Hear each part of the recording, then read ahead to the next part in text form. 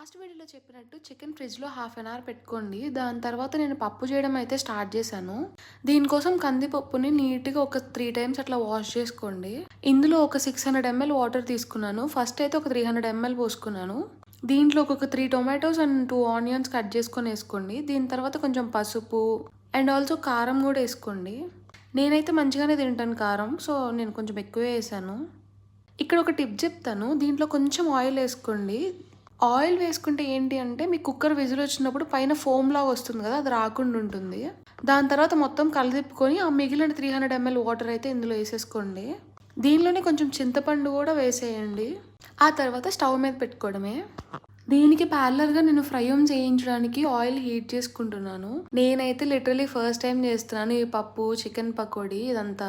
ఊరికే ఫ్రెండ్స్‌కి పెట్టాలనిపించింది. సో, అందుకే ఇదంతా చేస్తున్నాను. ఆఫీస్ ఫ్రెండ్స్ అనమాట.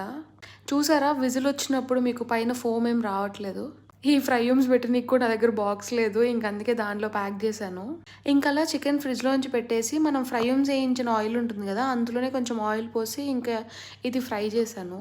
ఈ లోపైతే పప్పు ఉడికిపోయింది. ఒక 10 మినిట్స్ పక్కన పెట్టేసి ఓపెన్ చేశాను. నాకసలే ఈ ప్రెషర్ కుక్కర్స్‌తో భయం. ఎక్కడ మొహాన్నొచ్చి కొడతాయేమో అని చెప్పి.